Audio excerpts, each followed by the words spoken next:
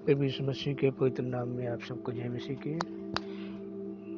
परमेश्वर आप पर अपना अनुग्रह, अपनी आशीष हमेशा हमेशा बनाए रखे। आज के संडे के दिन में हम परमेश्वर के बारे में, परमेश्वर के वचन के बारे में हम सुनेंगे और हम जानेंगे कि परमेश्वर की मर्जी आज के दिन में हमारे लिए क्या है। मेरे प्यारे मित्रों,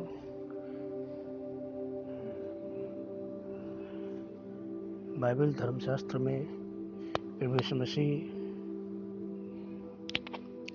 एक व्यक्ति के पास आते हैं जो कि 38 वर्ष से बीमार है। हमने इस कथन को बहुत बार पढ़ा है, बहुत से पादरी प्रचारकों के ज़रिए से हमने इस कथन के बारे में मैसेज भी सुना है, सरमन सुना है। और एक बात मैं बताना चाहता हूँ कि बहुत से लोग इस दुनिया के अंदर ऐसे हैं जिन्होंने बाइबल धर्मशास्त्र को अंग्रेजी भाषा में, हिंदी भाषा में, उर्दू भाषा में, तमिल में, पंजाबी में, गुजराती में, हर तरीके की भाषाओं में पूरी बार पढ़ लिया है। मतलब उत्पत्ति से लेकर प्रकाशित वाक्य तक पूरी बाइबल को सारी दुनिया के अंदर बहुत सारे लोगों ने पूरी बार पढ़ा है। और इसमें समझने की बात यह है कि हम परमेश्वर के वचन को जितनी बार पढ़ते हैं उतनी बार हमें कुछ नई चीज़ सीखने को मिलती है और नई चीज़ समझ निकल कर सामने आती है। परमेश्वर हर बार हमसे बातें करते हैं वचन के ज़रिए से, और हमें हर बार कुछ ना कुछ नया सीखने को देते हैं। बाइबल को हमने बहुत सी बार पढ़ा है, पूरी बाइबल पढ़ी है, लेकिन उसके बावजूद भी हमने हर बार देखा होगा कि अब जैसे कि एग्जाम्पल के तौर पर यहोवा मेरा चरवाहा है, मुझे कुछ घटी नहीं होगी, भजन संहिता 23। इस भजन संहिता 23 को हमने संडे स्कूल टाइम से मुँह ज़बानी याद करना सीखा है। और लगभग मैं समझता हूँ कि पूरे विश्व के अंदर छोटे बच्चे से लेकर बड़े तक, बुजुर्ग तक, हर एक पादरी, प्रचारक, इवेंजलिस्ट, हर चीज़ को, हर व्यक्ति को जो है भजन संहिता 23 याद होगा। भजन संहिता 23 के ऊपर सरमन भी बहुत सी बार सुने होंगे, लेकिन हर बार आपको कुछ न कुछ नया इसमें से समझने को, सीखने को मिलता है। मैं आपको बता दूं कि परमेश्वर के वचन को सीखने और समझने के लिए वचन को मैगजीन की तरह नहीं पढ़ना है, वचन को कथा कहानियों की तरह नहीं पढ़ना है। वचन को एक एक शब्द को बहुत ही धीरे धीरे, प्यार से, ध्यान पूर्वक जब हम पढ़ेंगे तो आपको एक एक वचन में रस निकलता हुआ नजर आएगा। मतलब आपको कुछ ना कुछ उसमें इंटरेस्ट दिखाई देगा, आपको उसमें रुचि आने लगेगी एक एक शब्द में, क्योंकि वचन परमेश्वर का जो है वो जीवन है, स्वयं परमेश्वर है।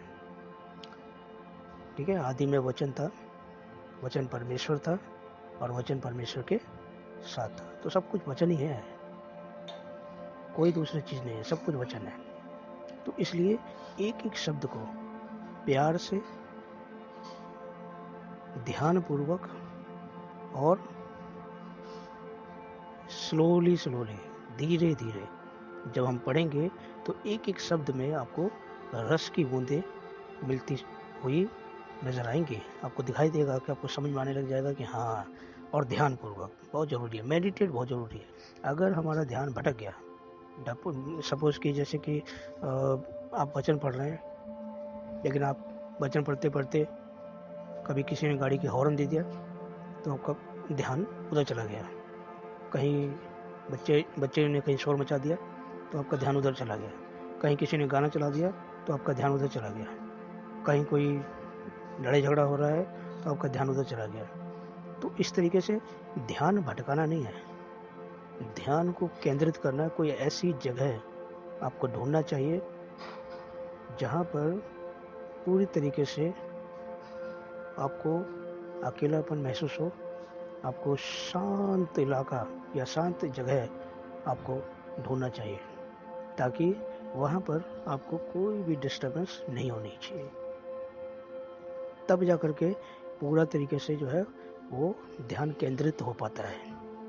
अगर हम जहाँ पे लोग डिस्टर्ब करते हैं ऐसी जगह पे रहोगे या ऐसे स्थान पे रहोगे, ऐसी जगह चुनेंगे वचन को पढ़ने के लिए, कुछ समझ में नहीं आएगा।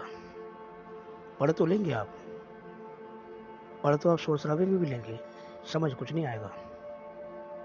ठीक है, तो आइए हम परमेश्वर के वचन की ओर हम चलेंगे और हम आज देखेंगे कि प्रभु यीशु मसीह एक व्यक्ति से मिलते हैं जो कि 38 वर्ष से बीमार है। अब यहाँ पर हम देखते हैं, इस कथन को हमने बहुत बार पढ़ा है, जैसा कि मैंने बताया था अभी पहले कि हम जितनी बार पढ़ेंगे, जितनी बार हम सुनेंगे, आपको कुछ ना कुछ परमेश्वर नया सीखने के लिए देंगे। प्रभु यीशु मसीह का जीवन बहुत ही साधारण जीवन था। प्रभु यीशु मसीह किसी से भी मिलने से कभी भी उन्होंने अपने आप को संकोच नहीं किया, परहेज नहीं किया। उन्होंने कोढ़ियों को भी छुआ, भिखारियों से भी मिले, अंधों से भी मिले, लंगड़े लूलों से मिले, दुष्ट आत्माओं के लोगों से मिले, और राजा महाराजाओं से भी उनकी मुलाकात हुई, शास्त्री फरीसियों से भी उनकी मुलाकात हुई। उन्होंने अपने जीवन में कभी किसी से परहेज नहीं किया, सबसे मिले, वेश्याओं से भी मिले। ठीक है, तो हम देखते हैं कि चोर डाकुओं से भी मिले वो। ठीक है, तो इस तरीके से हम देखते हैं कि हर तरीके से लोगों से मिले। यहाँ पर हम प्रभु यीशु मसीह की मुलाकात हम देखते हैं, यहाँ पर जो है वो होती है एक 38 वर्ष के रोगी से। ये व्यक्ति जो 38 वर्ष से रोग था, उसको रोग किस चीज़ का था? हमने बहुत बार कथन को पढ़ा है, बहुत बार पढ़ा है। इस 38 वर्ष के रोगी को रोग किस चीज़ का था? इसको रोग था पैरालाइज का, झोले का मारा था इसको। ये अपने पाँव के बल खड़ा नहीं हो पा रहा था, पाँव के बल इसको ये खड़ा नहीं हो पा रहा था, और बहुत ही जटिल समस्या होती है ये, बहुत ही गंभीर समस्या होती है ये, पाँव के बल खड़ा ना हो पाना। ठीक है, अगर किसी का एक हाथ काम नहीं करे तो एक हाथ से वो गुजारा कर सकता है। ठीक है, अगर किसी की एक आँख काम ना करे तो एक आँख से वो गुजारा कर सकता है, लेकिन किसी के पाँव काम ना करें तो जीवन जो है वो थम जाता है, वो कुछ नहीं कर सकता है। एक एक पल जिंदगी का वो रो रो कर गुजारता है, और मन में सोचता होगा कि ऐसी जिंदगी से तो मर जाना भला है, कि मैं 2 कदम भी नहीं चल सकता। 2 कदम भी नहीं चल सकता। इस व्यक्ति के मन में ऐसे बहुत से ख्यालात आते होंगे, नो डाउट, बिल्कुल आते होंगे, क्योंकि इसकी परिस्थिति बहुत गंभीर थी। अगर हम इस कथन को पढ़ेंगे तो देखेंगे कि इसमें इस व्यक्ति की जो मजबूरी है वो ये है कि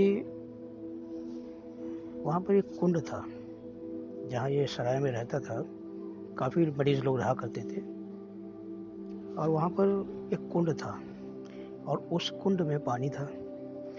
अब उस पानी की विशेषता ये थी कि स्वर्गदूत आते थे, पानी को हिलाते थे, और पानी के हिलते वक्त जो पहले पहुंच जाता था उस जल के पास, कुंड के पास, वो ठीक हो जाता था, चाहे उसका कोई भी रोग क्यों ना हो। अगर आप इस कथन में पढ़ेंगे तो लिखा है चाहे उसका कोई भी रोग क्यों ना हो, वो जो पहले पहुंच जाता था वो ठीक हो जाता था। फर्स्ट कम फर्स्ट सर्व, यानी कि पहले आओ पहले पाओ, आखिरी वाला उसको कुछ नहीं मिलता था, सेकंड नंबर के व्यक्ति को भी कुछ नहीं मिलता था, थर्ड नंबर के व्यक्ति को भी कुछ नहीं मिलता था, फर्स्ट वाले को ही मिलता था। तो रेस में फर्स्ट आना है। अब भला आदमी, मतलब भला चंगा आदमी हो तो रेस लगाने में फर्स्ट आने की संभावना हो सकती है, लेकिन जो आदमी पहले से बीमार है, पहले से परेशान है, अब उसको रेस लगानी है? रोगी हैं, परेशान लोग हैं, पेशेंट लोग हैं वहाँ पे, अब उनको बोला जा रहा है तुम रेस लगाओ।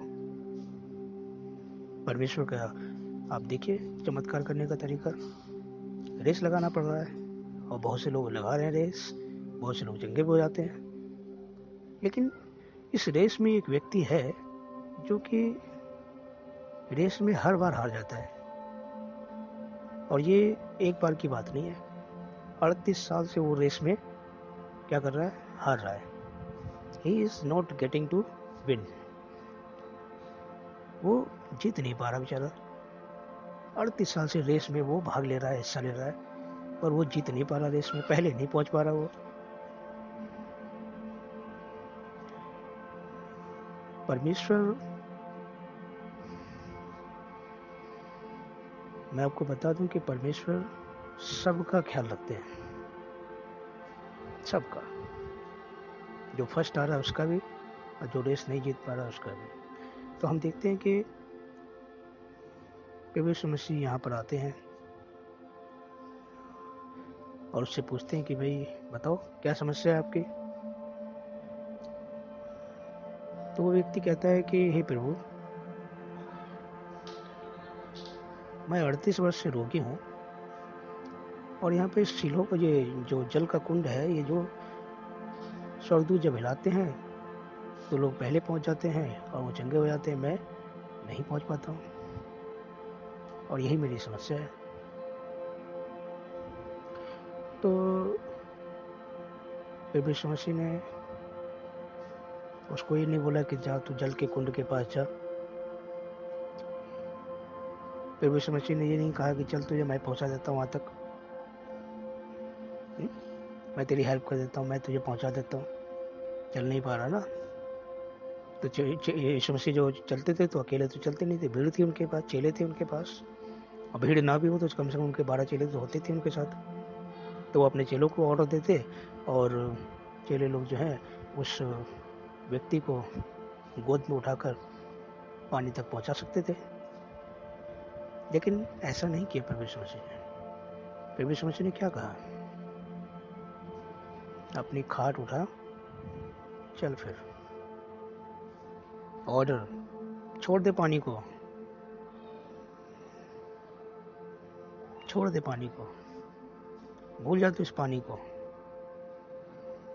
अपनी खाट उठा, चल फिर। और लिखा है वो उछल कर खड़ा हो गया पाँव के बल है। बोलिए प्रेज द लॉर्ड, हालेलुया। प्रभु यीशु मसीह के पास वो शक्ति थी उनके शब्द में, उनके उनके लफ्जों में, कि जब वो शब्द मुंह से बोलते थे और वो शब्द जब मरीज के कानों में पहुंचते थे तो वो असर करता था। सोचिए, जैसे कि कोई भी ड्रॉप है, अगर हम आँख में डालेंगे तो आँख में असर करता है, अगर हम कान में डालेंगे तो कान में असर करता है? इंजेक्शन जब लगता है तो वो इंजेक्शन महसूस होता है, टच होता है। और बहुत से लोग इंजेक्शन से डरते भी हैं, वो अलग चीज़ है। लेकिन प्रभु यीशु मसीह के शब्द में सामर्थ्य थी, और जब वो सामर्थ्य भरा शब्द, वो शक्तिशाली शब्द उस मरीज, 38 वर्ष से मरीज व्यक्ति के कानों में जब वो शब्द गया तो जो रोग था वो घबरा गया, रोग जो है वो घबरा गया। अरे बाप रे, ये क्या मेडिसिन है। और इमीडिएट, तुरंत जैसे ही वो शब्द उसके कानों में घुसा, एंटर किया, बीमारी बाहर, पैरालाइज की बीमारी बाहर, शब्द एंटर, बीमारी बाहर। जब यीशु मसीह का शब्द उसके कानों में गया तो बीमारी रोक नहीं सकती, उसको ऑर्डर नहीं है रुकने का, और न उसकी हिम्मत है रुकने की, क्योंकि यीशु मसीह का शब्द यानी परमेश्वर का शब्द जो सृष्टि करता है, जो सब कुछ बनाने वाला है, आंधी तूफान को रोक देता है, पेड़ को सुखा देता है। और लिखा है कि वो तुरंत खड़ा हो गया। 38 वर्ष से बीमार था और वो तुरंत चंगा हो गया। 38 साल कम नहीं होते हैं, बहुत होते हैं। 38 साल में बच्चा पैदा होता है, जवान होता है, ग्रेजुएट होता है, शादी हो जाती है, शादी होने के बाद उसके भी बच्चे हो जाते हैं, और जो समय उसका ये सब जीवन के तमाम कामों में गुजरना चाहिए था, वो सारा समय उसने बीमारी में एक जगह पर इंतजार करते करते लगा दिया। सोचिए, खुदा ना करे कभी ऐसा हो, हम लोग नॉर्मल ज़िंदगी में अगर हमें 2 दिन का बुखार आ जाए, ध्यान से सुनिएगा, नॉर्मल ज़िंदगी में अगर हमें 2 दिन का बुखार आ जाए तो हम लोग क्या करते हैं? घबरा जाते हैं। हम लोग घबरा जाते हैं, अरे बुखार आ गया, डॉक्टर के पास चलो, अच्छे डॉक्टर के पास चलो, अच्छी दवाई होनी चाहिए। कोशिश करते हैं कि ये 2 दिन का बुखार जो है वो 2 घंटे में गायब हो जाए।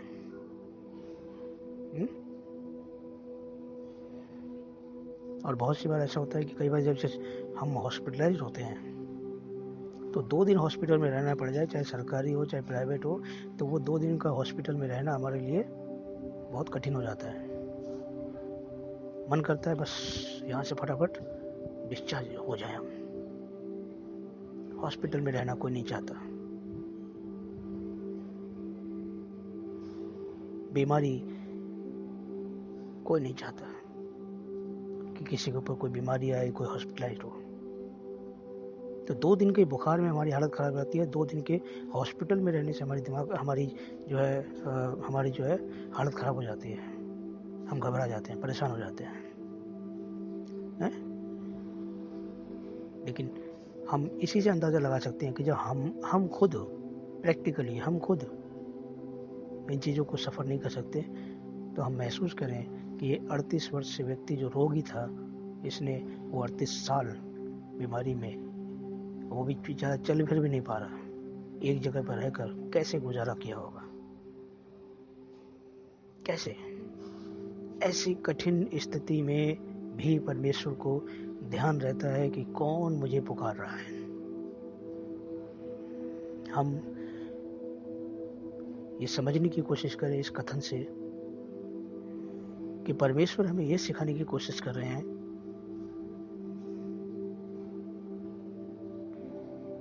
कि हम बहुत सी प्रार्थनाएं करते हैं,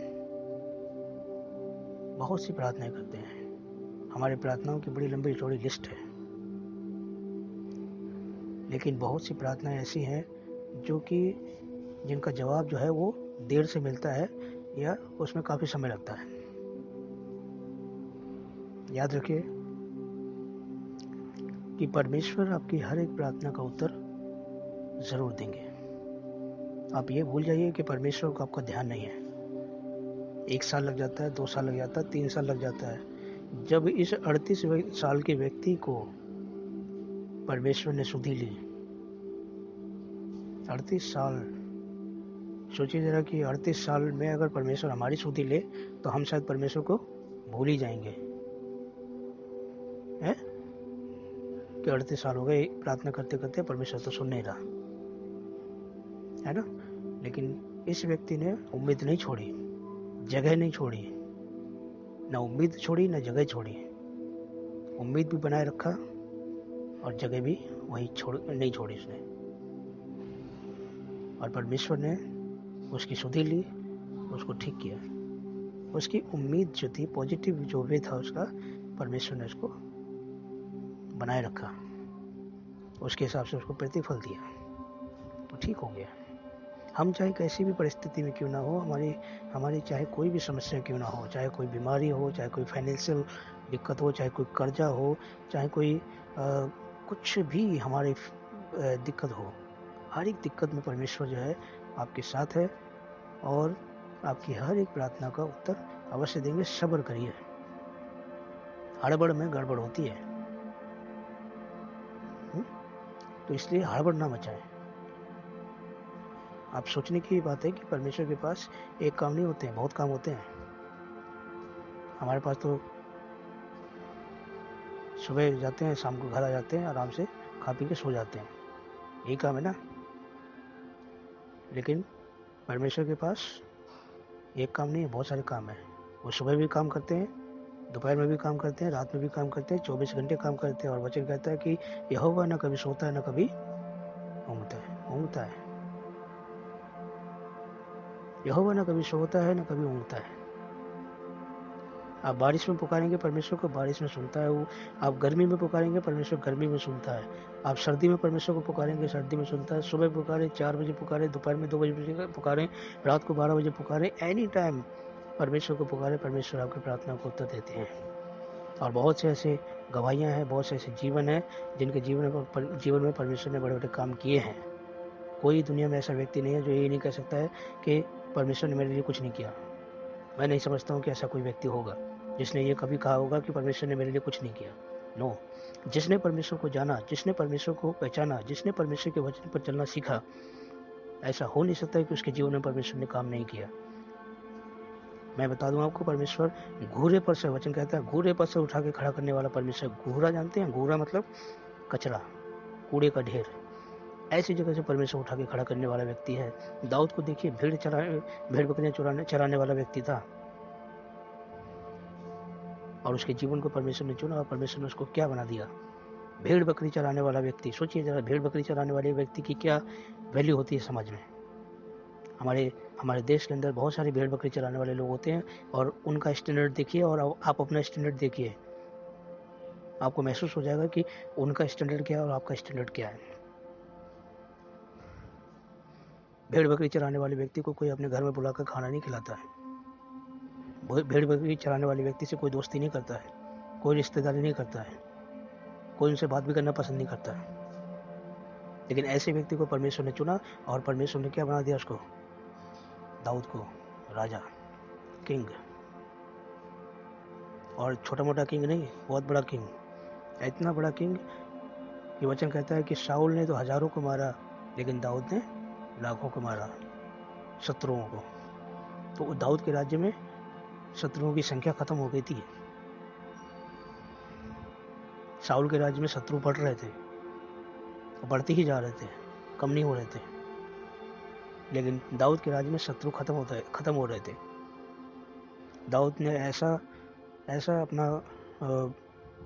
अपना वैल्यू बना ली थी कि आसपास के देशों में कोई भी ऐसा देश नहीं था जो दाऊद के देश पर नज़र उठा के देख सके। किसी की हिम्मत नहीं थी जब तक दाऊद राजा था। तो मैं आपको बताना चाहता हूँ कि जब परमेश्वर आपसे प्यार करते हैं, परमेश्वर आपको चुनते हैं, तो आप चिंता मत करिए किसी भी चीज़ की। भरोसा रखिए, आज अंधेरा है, कल सुबह भी होगी, उजाला भी होगा। परमेश्वर हम सबको बहुतायत से आशीष दे।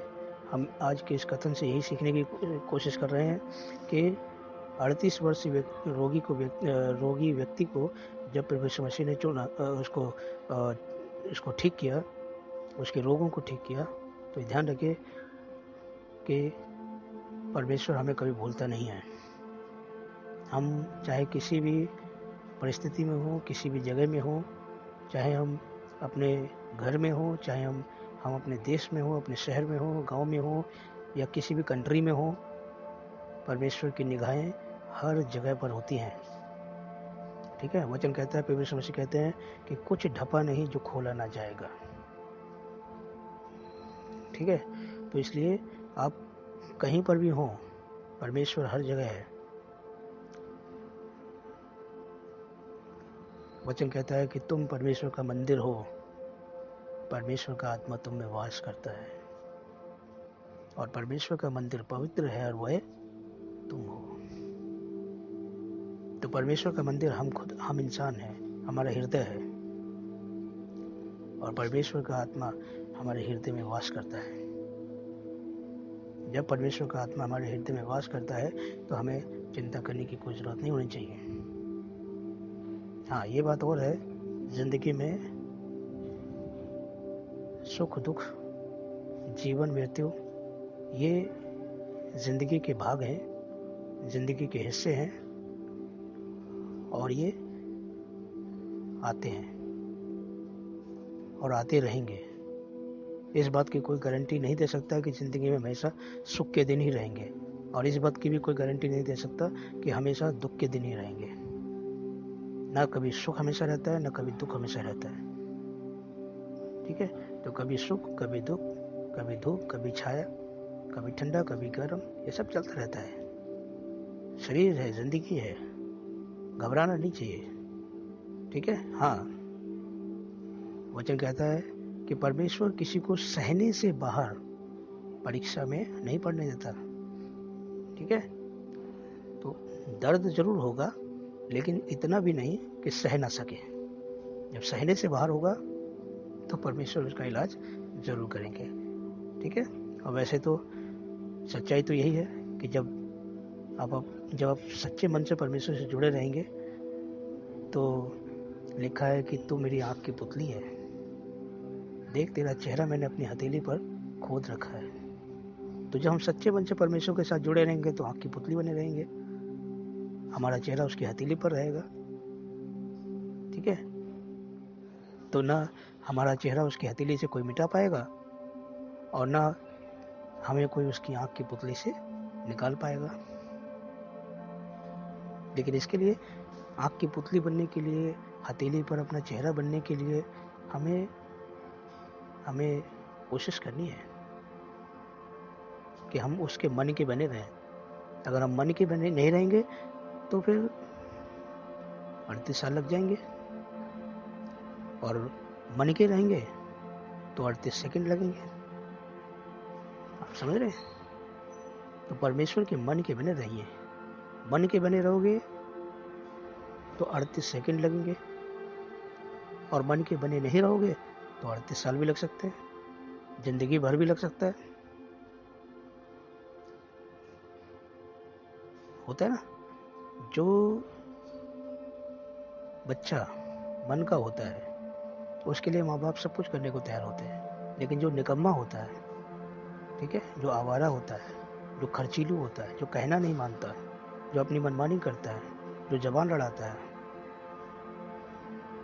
ऐसा व्यक्ति जो दारू, शराब, गुटखा, अय्याशी में व्यस्त रहता है, ऐसे व्यक्ति को, ऐसे बच्चे को माँ बाप कुछ भी करने के लिए सोचते हैं, करें ना करें, करें ना करें, चलो इसके लिए इतना नहीं, थोड़ा सा कर देते हैं, ज़्यादा नहीं, थोड़ा सा करेंगे।